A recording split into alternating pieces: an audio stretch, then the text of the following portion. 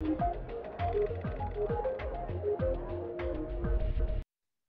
and welcome to our weekly Addis Dialogue. With it, I'm Shifaralago. My guest today is Rahel Serbesa from the Ethiopian Public Diplomacy Institute in South Korea. I'm going to spend some time with her talking about current issues in Ethiopia. Do stay with us. Rahel, thank you so much for being with us. Thank you for having me. Now, let me start with this. What, in your opinion, should Ethiopia do to intensify its digital diplomacy in the areas of the Grand Ethiopian Renaissance Dam? Ethiopia's digital diplomacy compared to that of Egypt doesn't seem that strong. First, let's take a look at what digital diplomacy means. When we take a look at what digital diplomacy means, it's conceptually more related with public diplomacy or soft power. Which means exerting influence to the other country populations through using ideas, values, and beliefs of one state without using military or economic coercions. So in this case, digital diplomacy is more related with the current development, such as international ICTs, international telecommunications, and also social media platforms. So in this case, we can exert an influence to the other country population. For example, we need to have a direct strategy or a goals, how we are going to influence the population of the Egypt. Are we going to influence the population of the Egypt, or are we going to influence the population of the international community? We need to have specific targets. So if we have a specific targets, it is easy to change their perception toward this GERD.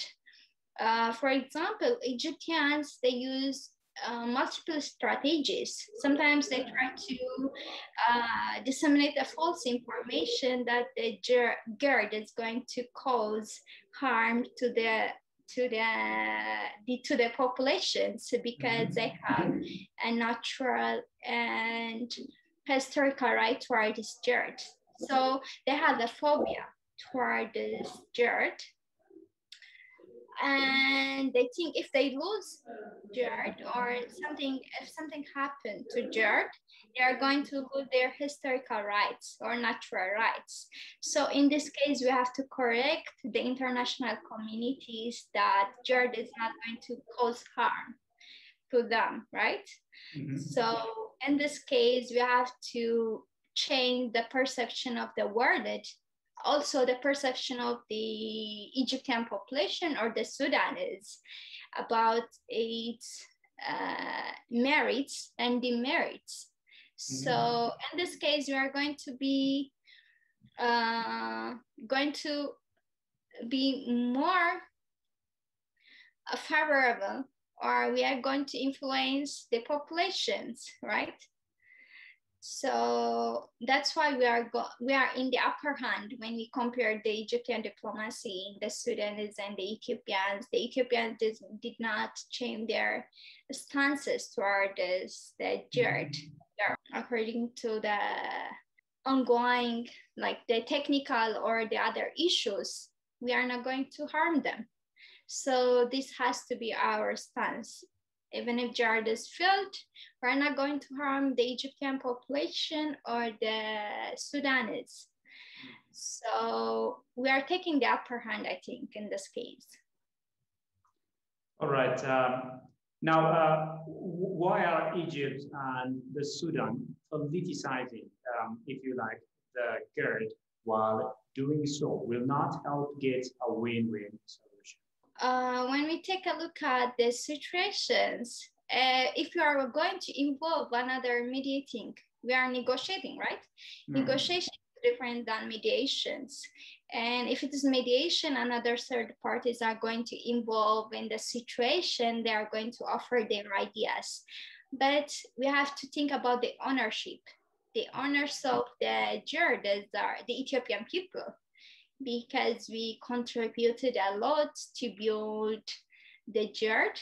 And also not only the Ethiopians who are residing in the Ethiopian territory, but also the diaspora has contributed a lot to build their GERD. So which means it's about the ownership.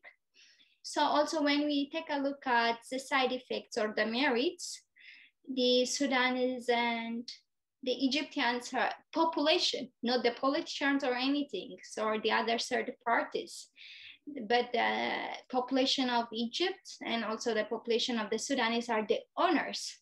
They are the first people who are going to be used or going to be hit by the side effects. So if we are going to involve another third party, such as USA or EU or another third party, they are going to exert their national political agendas in the GERD. So we have to protect our GERD from the influence of other third parties. For example, the Americans, the US, most of the time, they put their hands on the national development, such as projects of GERD, in order to continue their national agendas, political agendas, or not only in the GERD case, but also in other ODP case. Like when they give you national loans, or another cases such as loans and borrowings of money. So they use their national agendas in the middle. So if you are going to affiliate this kind of situation, it will be biased. So it's better to use African solution for African problems. It has long been advocated by African societies toward the West, because most of the time when the West are going to give us help on when they are going to mediate, they always put their political or diplomatic agenda in the situation. So if we are going to discuss this, because we are the owners of the GERD, and we are going to discuss this by the people, it will give us the best result. So I think the Ethiopian position is correct. Even if Egyptians want the affiliation of the West, because they know that, for example, the US is their most supporters, and regardless to the military or ODA, official development assistance, the US has the upper hand in their internal affairs. So it will not be natural as we want it to be. So the outcome will be disrupted by the involvement of other third parties. So I think the Ethiopia understands in this regard is also the pride for the African people. As you know, Ethiopia says it leads the Grand Ethiopian Renaissance down to lift millions of people out of the poverty line. Meanwhile, Egypt says it is concerned by GERD's consequences for its agriculture, which depends completely on the Nile water. But is Egypt's concern a legitimate one in your view, given its undying, if you like, desire to control the Nile? Most of the time, the Egyptian claims is based on the natural or the historical right that is concluded at the colonial era. So at this time, the colonial era is already not existed. Most of the African countries liberated. And when you specifically take a look at to the Ethiopian situation, the Ethiopian people has never been colonized. So based on the colonial era agreement, which gives the Egyptian the upper hand at the historical right, is not correct at this time. So we need to utilize the Nile River equitable. We need to have equitable utilization of the Nile River. So in this case, for example, when we see Ethiopian population, more than 65% of the Ethiopian population is living under poverty. So when we see this number, even globally, it's like the poorest of the poor, according to many scholar reviews, that in this like 4% of the world is poorest of the poor existing in Ethiopia. So it became the cause for many, even internal arrests, internal turmoils, even politically, because the population is very poor and also lack of electricity. So more than 65% of the population is lack of electricity. So we are using or exercising our right to development. We have the right to development as a nation. So we are using our basic right to development. We are not interfering in the right to use the water for their irrigation or agricultural development. So we are using our right to development and we are using it for electricity.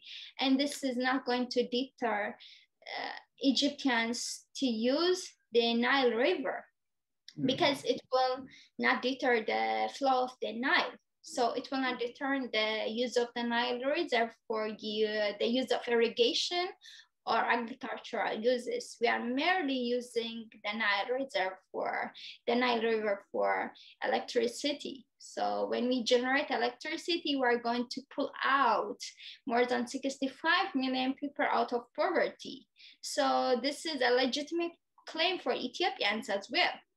Because this, when we say the Egyptians, they have more than 100 or 90% of the population are using electricity. So it is our basic or human right. I don't think this claim is working in the 21st century. 4% of the world population is living, the poorest poor, living in Ethiopia. But this poorest poor contributed to build the dam. So I think it is a legitimate claim for Ethiopians or our right for development. We are using or exercising our right to development, again, to use Nile River to pull out ourselves from poverty. All right.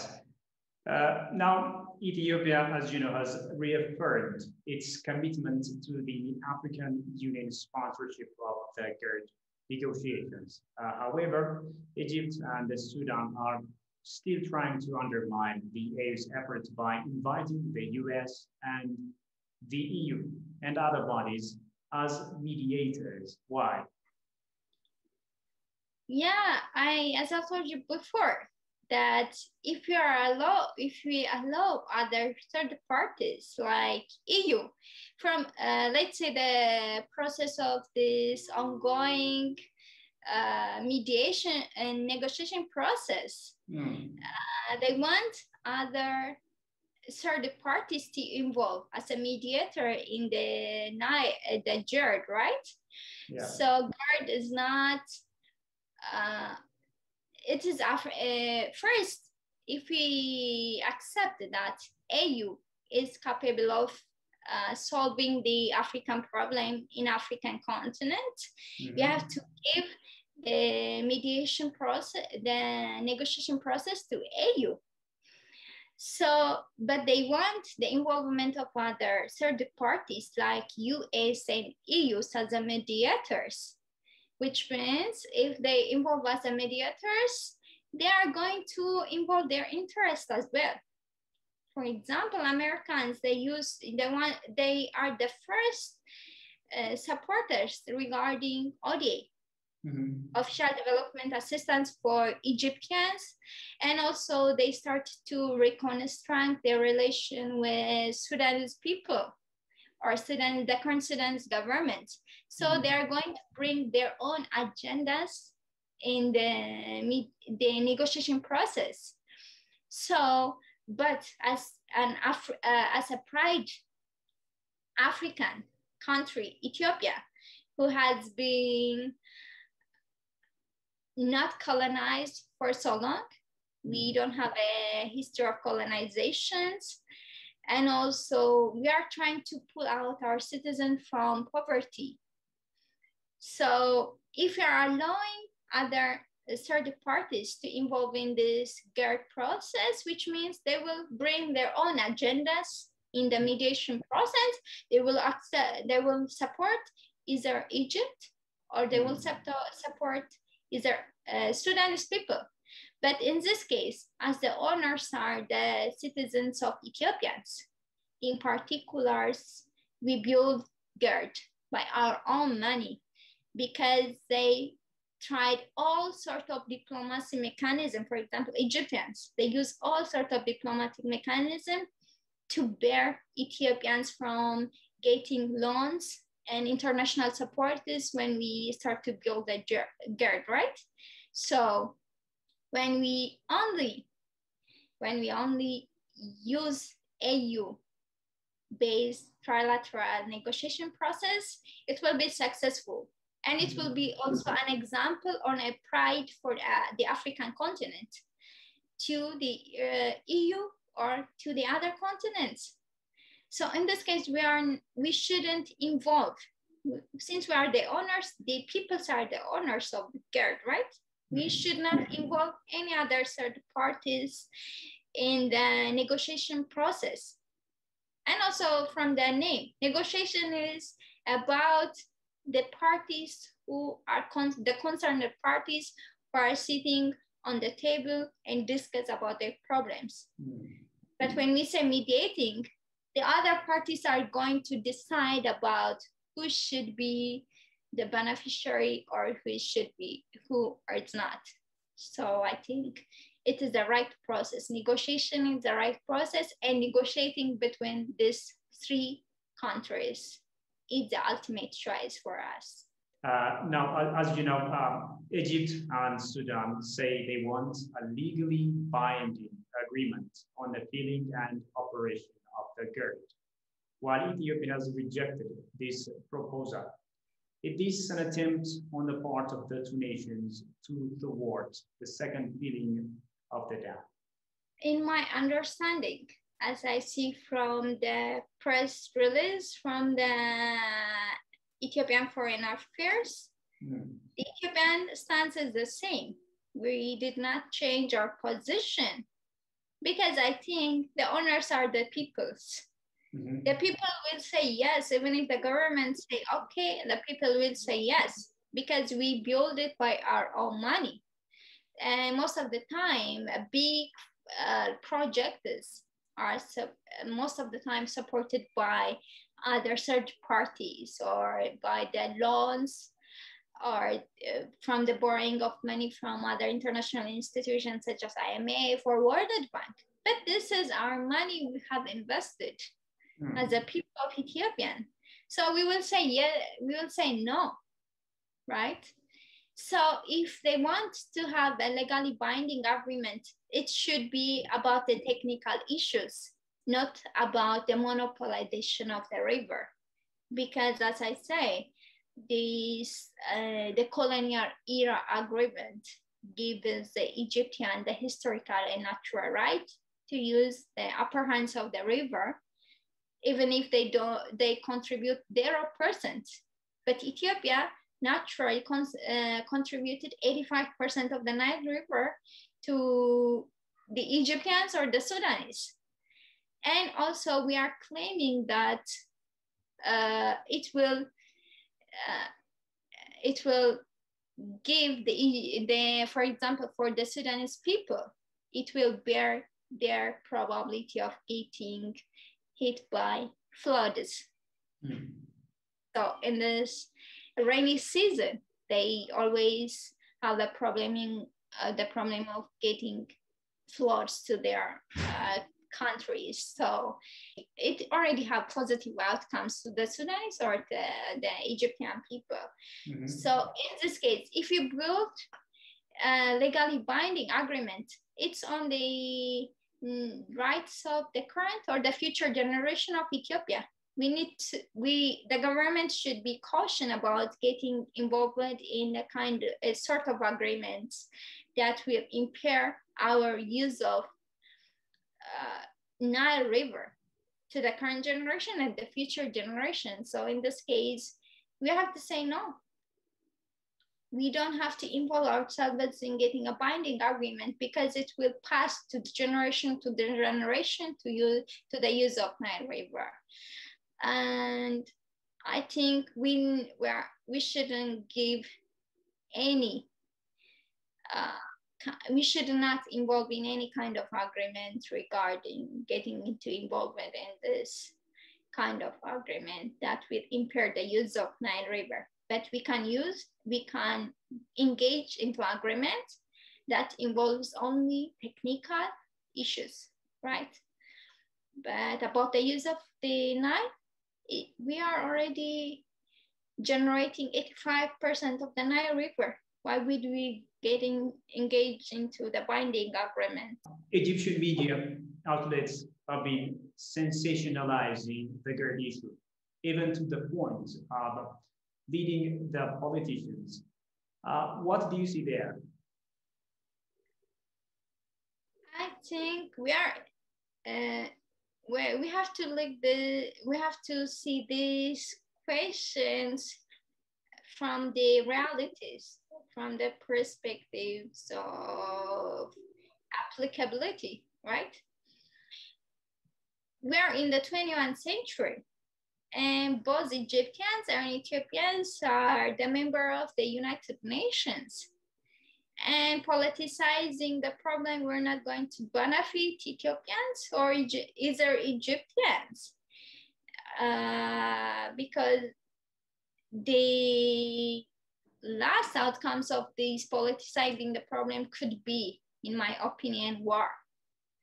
Right? War is not going to be the applicable because they have been engaging in the negotiation process for over decades, for 10 years.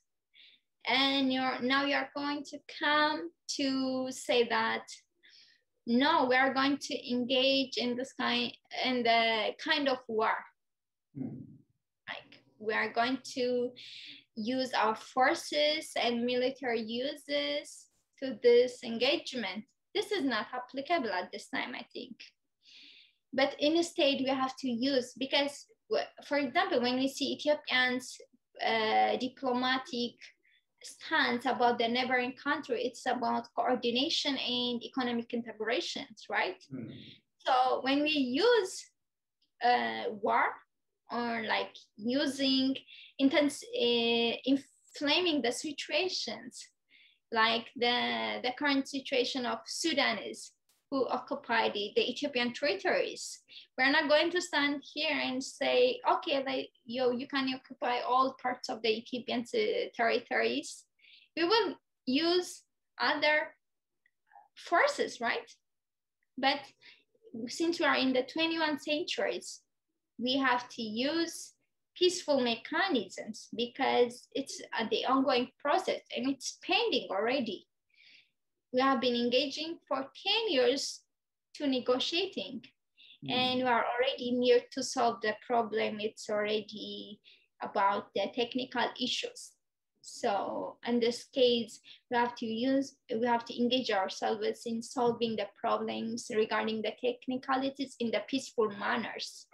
We don't have to use or politicize the situations because it's already under control of the AU and AU trilateral negotiation process. So I don't think this is applicable in the 21st century. And if it is, the Ethiopian population will not just sit and see that the Egyptians are going to aggress Ethiopians. Or the Sudanese are going to aggress the Ethiopians. We will use the counterattack. and it will destabilize the territory of Ethiopians, also the Sudanese people who are undergoing to the democratic process. So I don't think this is a choice, but the only choice is like negotiation and peaceful outcomes. Finally, what do you see as a way forward? As a way forward, the Ethiopian population should forward their engagement in the cyber diplomacy, are showing the international community that the positive side of the GERD, its outcomes, for its benefit for the Egyptians, and also it is not going to deter any kind of water flow to the Egyptian population. We have to change their perception about GERD. Mm. As I believe they have a kind of phobia regarding GERD because they think that they are the historical owners and they have the historical rights and natural rights regarding GERD. Mm-hmm. And we have to actively participate, specifically in the sign that because the international community is perceiving Ethiopia as having internal turmoils and internal unrest, and we are not able to manage GERD and its consequences to the Sudanese and to the Egyptian people. So at this time, we already need to be question about every message we are going to send to the Egyptian and the Sudanese population, as well as the international populations. And in this case, we can deter any kind of negative perception toward this Ethiopia about using GERD. This is our responsibility, I think. All right. Rahel Serbesa from the Ethiopian Public Diplomacy Institute in South Korea. Thank you so much for your perspectives. Thank you for having me. Thank you. Well, with that, we come to the end of this program, and thank you indeed for your company so far. Until I see you with another program, it's goodbye from me, Bye-bye.